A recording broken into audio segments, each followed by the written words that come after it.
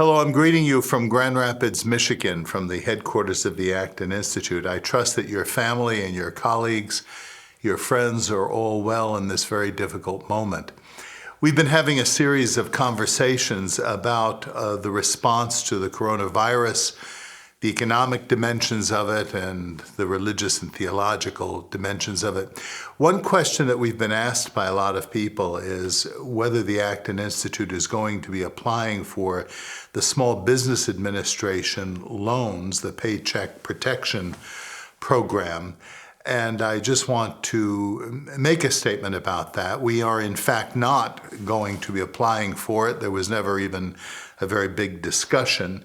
From the beginning of the Acton Institute, we have in our founding documents, and of course in our culture and in our philosophy, a rejection of any government support. It's our firm conviction that private organizations should be supported by private philanthropy, by private individuals and foundations.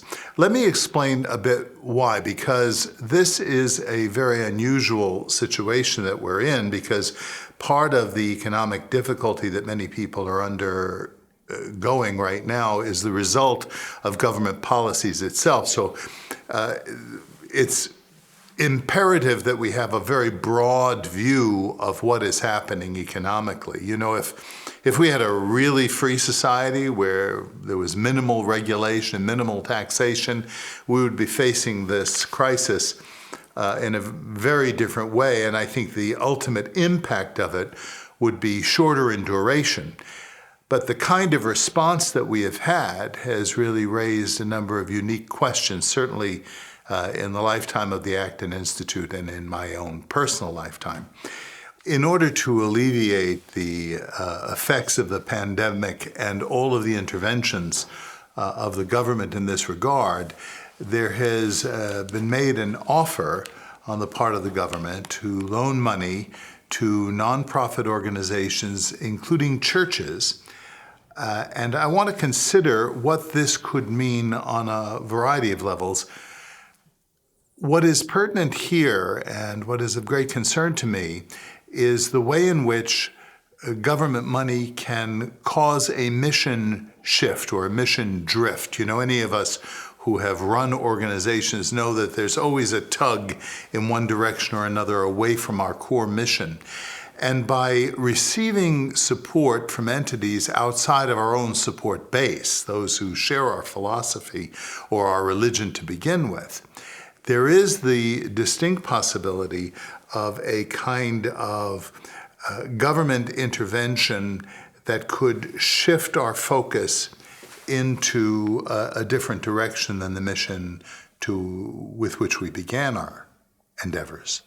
We have decided not to take government support in any form for several reasons. One is, as I say, the philosophical commitment that we began the Institute with, our attitude about private funding. Now, subsidiarity says that needs are best met at the most local level, but there are exceptions. There are times when government can come in a temporary and as an auxiliary or a helpful way to get people or communities or even, I suppose, businesses through a particular crisis.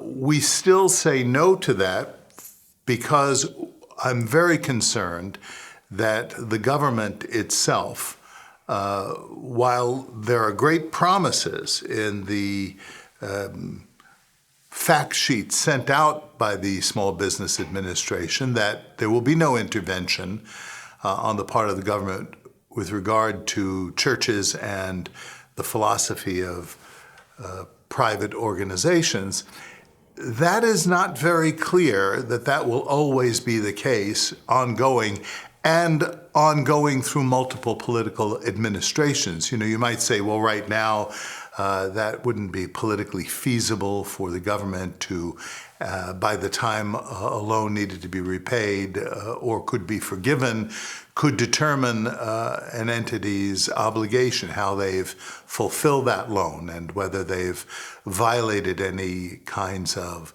legislation. I'm not sure how stable that is. I'm not sure what guarantees are in place. It's just a fact sheet. Certainly the legislation would have to be battled out in the Congress, and that's what becomes very risky. I also think it's unhealthy for organizations, private organizations, to look to government in general because it really reinforces the mentality of bureaucrats and politicians to think of themselves as the central actors in social relationships. We see that across the board right now with this crisis and the way in which it is being responded to. I think if we didn't have these massive bureaucracies, these political bureaucracies that have intruded themselves long before this crisis into healthcare, we wouldn't have had this kind of centralized remedy that is being offered on multiple levels.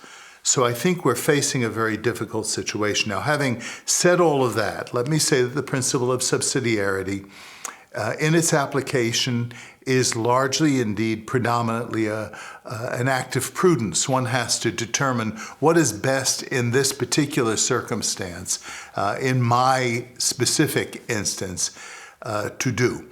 And in that regard, we respect the good intentions and the conscientious judgment of administrators of other nonprofit organizations and churches in how you will handle this with regard to your specific situation. I just want to say that I would be very dubious of any government promises that are not written into a contract, and even then, they could reverse it.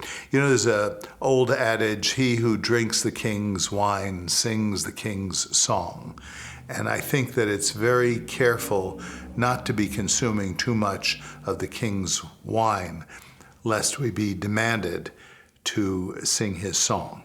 So these are just some thoughts on this immediate crisis. We think that this is a catastrophic moment for the economy and for the culture. I think it is going to require of religious leadership that is clear-minded, both on a theological but also on an economic level, to respond and to help reconstitute the society that is worthy of the human person, reconstitute an understanding of social relations that are not dominated by politics and bureaucracies.